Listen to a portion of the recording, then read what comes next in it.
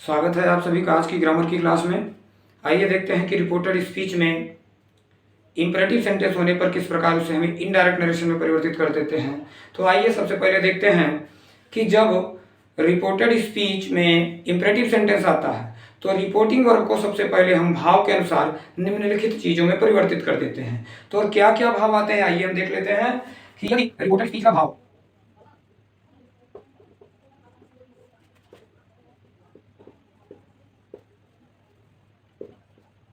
यदि reported speech का भाव आदेश का हो तो हम रिपोर्टिंग वर्ब को ऑर्डर, ऑर्डर्स या ऑर्डर्ड में बदल देते हैं। अगर वही आदेश अस्पष्ट हो तो हम उसे एक कथन मान लेते हैं।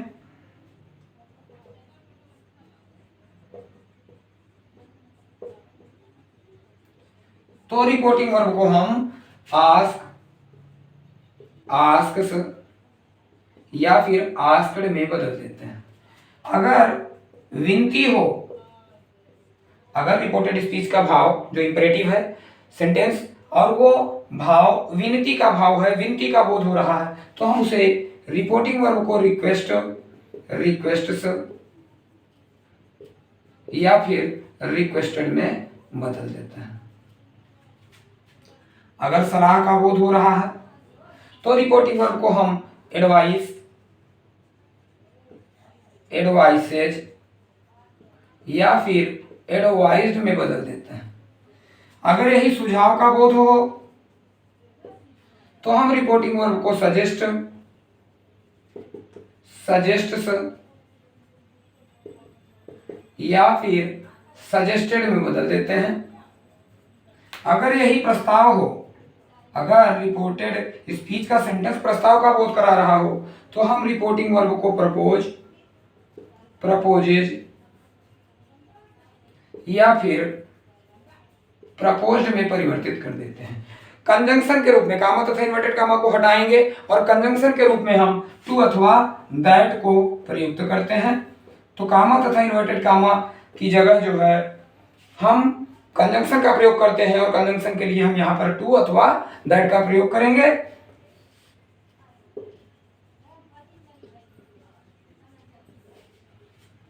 आइए एग्जांपल्स देखते हैं कि किस तरह हम रिपोर्टेड स्पीच में इंपरेटिव सेंटेंस आने पर इनडायरेक्ट नरेशन में परिवर्तित करते हैं। आइए देखते हैं कि यदि रिपोर्टेड स्पीच आदेश का बोध कराता है तो हम क्या करेंगे। The master said to the servant open the gate. Master के पास अपने नौकर को यानी मालिक के पास अपने नौकर को आदेश देने का अधिकार है, तो ऑर्डर का बोध हो रहा है तो हम करेंगे द मास्टर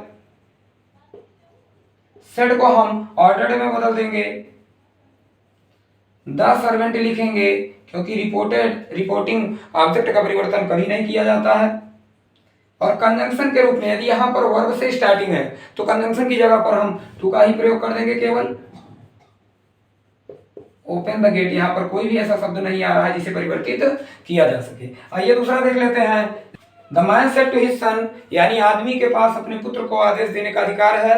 तो the man said to his son, आदमी ने अपने पुत्र से कहा है कि डोंट मेक अ नॉइस, शोर मत मचाओ। तो यहां पर हम क्या करेंगे।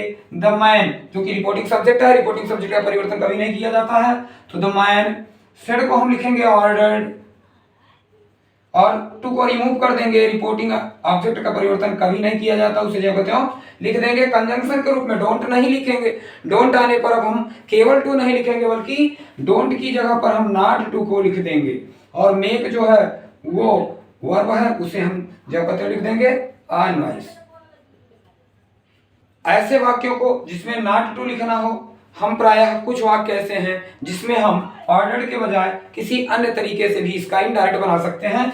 जैसे आप देखेंगे इसका हम इनडायरेक्ट दूसरे प्रकार से भी बना सकते हैं कि द मैन, ऑर्डर्ड की बजाय हम फॉरवर्ड शब्द का प्रयोग करेंगे। फॉरवर्ड का मतलब होता है मना करना। तो the man forward his son, अब हम नॉट टू के बजाय केवल टू लिखेंगे क्योंकि नॉट फॉरवर्ड में खुद ही आ जा रहा है, यह एक नकारात्मक वर्ड है। टू मेक अ नाइस, अस्पष्ट आदेश या कथन है यह। He said to me put the book on the table, यानी ही ने मी से कहा है कि किताब को मेज पर रख दो। ही के पास मी को आदेश देने का जो अधिकार है वो है कि नहीं, यह अस्पष्ट है। ही जो है मी के बराबर भी रैंक में भी हो सकता है, उम्र में भी हो सकता है, या उसके पास मी को आदेश देने का पावर नहीं हो सकता है। तो ही जो है वो मी से क्या करता है, उससे साधारण रूप से कहता है। तो जब वह साधारण रूप से कह रहा हो तो आज्ञा जो है वो अस्पष्ट होती है। तो ऐसे समय में हम सेड को ऑर्डर में न बदल करके आस्क में परिवर्तित करते हैं। तो यहां हम लिखेंगे ही आस्क्ड मी। कंजंक्शन के रूप में हम केवल टू का प्रयोग करेंगे क्योंकि वर्ब से स्टार्टिंग है। To put the book on the table. अगर हम यहां पर ऑर्डर्ड लिखते हैं तो यह हो जाएगा कि हम इस बात के लिए एकदम श्योर हैं कि ही के पास मी को आदेश देने की पावर है, आदेश देने का अधिकार है। लिखा है कि he said to me don't go away. उसने मुझसे कहा डोंट गो अवे, दूर नहीं जाना। तो यहां पर उसने मी को आदेश नहीं दिया है क्योंकि आदेश जो है वो अस्पष्ट है। अस्पष्ट आदेश होने पर हम सेड को आस्क्ड में परिवर्तित कर देंगे। डू नॉट यानी डोंट आने पर हम नॉट टू का प्रयोग करेंगे।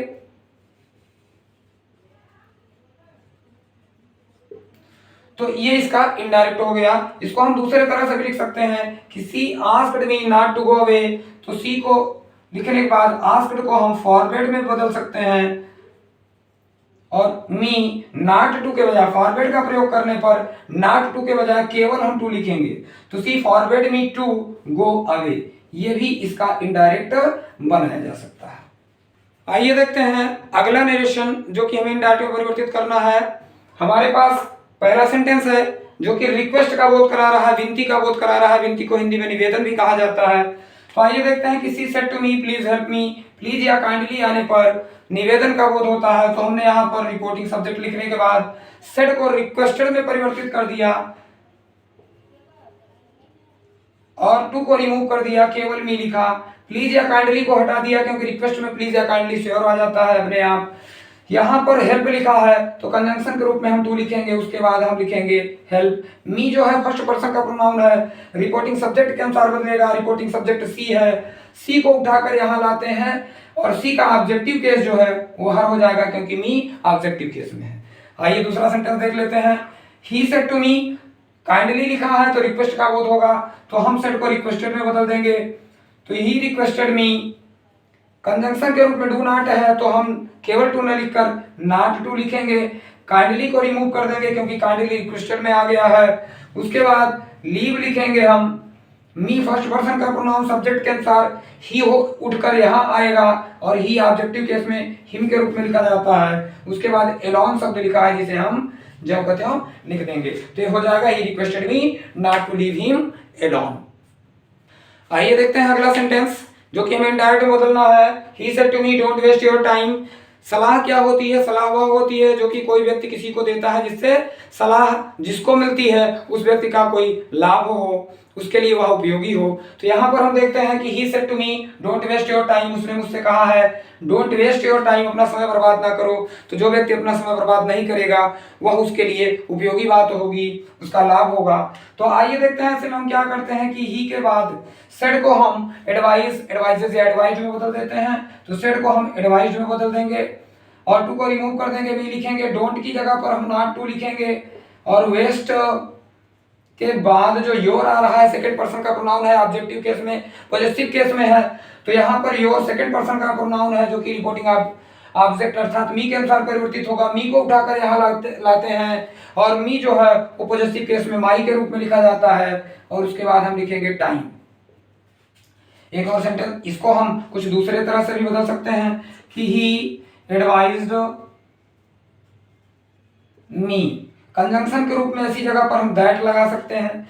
अब मी को सलाह दी जा रही है तो उसी को हम सब्जेक्ट भी बना लेंगे आई, क्योंकि यहाँ योर आ रहा है अर्थात माई के लिए आ रहा, मी के लिए आ रहा है। तो मी को अगर हम सब्जेक्टिव केस में लिखेंगे तो आई के रूप में लिखा जाएगा। तो आई, उसके बाद हम शुड नॉट का प्रयोग कर देंगे।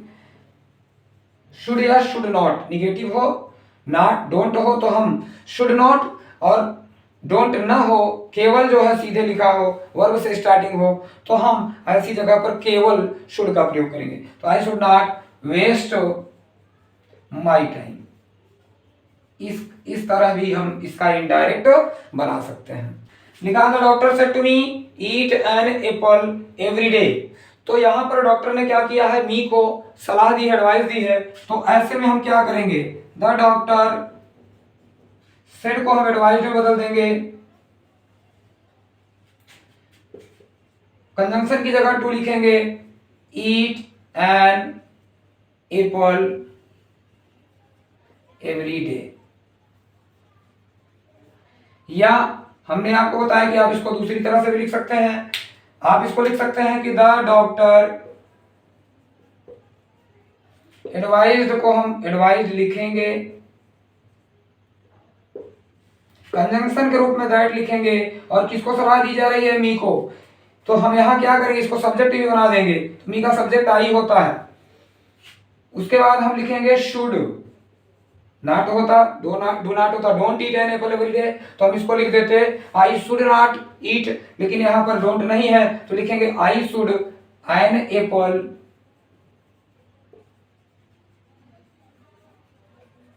Every day. तो यह इसका इनडायरेक्ट बन गया। तो आज की क्लास हम यहीं पर समाप्त करते हैं।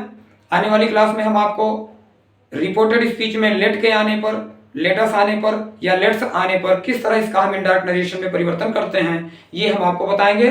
तब तक के लिए आप हमारे चैनल को सब्सक्राइब करिए, शेयर करिए और अधिक से अधिक लोगों तक ये वीडियोस पहुंचाइए।